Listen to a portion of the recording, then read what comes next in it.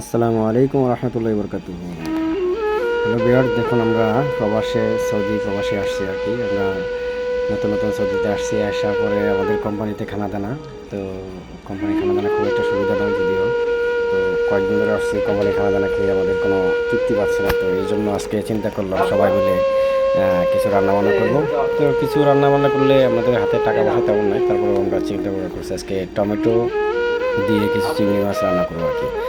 তো আমরা সবাই মিলে আর কি রান্না করার জন্য প্রস্তুতি নিয়েছি, সবাই মিলে হাতে হাতে কাজ করতেছি। এখন কেউ কাটতেছে, কেউ কাটতেছে, কেউ ভাজতেছে। তো চিংড়ি মাছ, টমেটো আর আলু দিয়ে আজকে স্পেশাল একটি রান্না করবো, প্রবাসীর হাতে রান্না। খুব খেয়ে দেখবেন আপনারা সবাই কেমন লাগে। তো দেখুন আমার এক বড় ভাই এখানে এলাচ দিতেছে, কিছু পেঁয়াজ মরিচ করতেছে আর কি, কষাইতেছে। এটা আসলে মশলা কষাতেছে। এখানে এক বড় ভাই এখানে আলু কাটতেছে, কি সুন্দর সুন্দর কুচি কুচি করে কাটা হয়েছে। আসলে মিস্টার আরেক ভাই।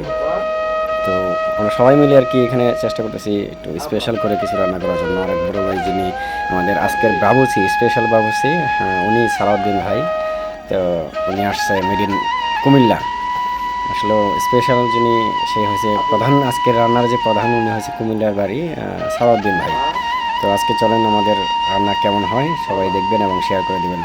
আমাদের প্রবাসীর হাতে আমরা তো সবাই মনে করি যে প্রবাস মানেই তো আরাম, সেই প্রবাস যাচ্ছি আজকে। প্রবাস জীবন আমাদের আসলেও না আসলেও কিন্তু বোঝা যায় না যে প্রবাস জীবন আরামের না কষ্টের।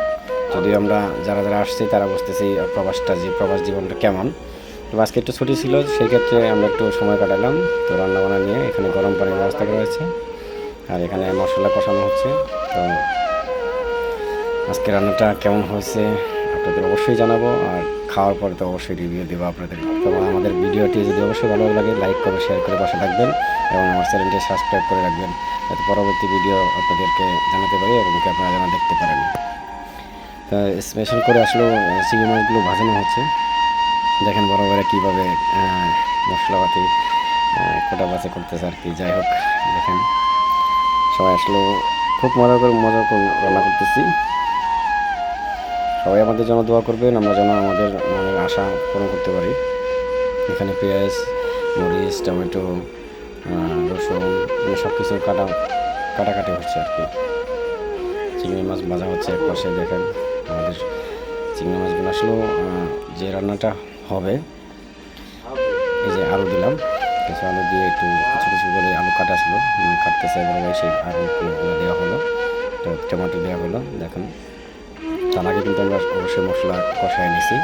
তারপরে এখন কিছু পানি দেওয়া হলো, গরম পানিগুলো গরম করছি এখানে। তো পানিগুলো দেওয়ার পরে একটু লাড়াচাড়া করে নিচ্ছি, হালকা একটু গরম করে নিচ্ছি। গরম করে নেওয়ার পরে দেখেন আমাদের চিংড়ি মাছগুলো দিয়ে দিয়েছি। আজকের যে সৌজন্য চিংড়ি মাছের সৌজন্য, সেই চিংড়ি মাছগুলো দিয়ে দিলাম। তো চিংড়ি মাছগুলো দেওয়ার পরে কিছুক্ষণ আমরা এখানে আবার তো গরম করলাম। গরম করার পরে স্পেশাল হয়ে গেছে।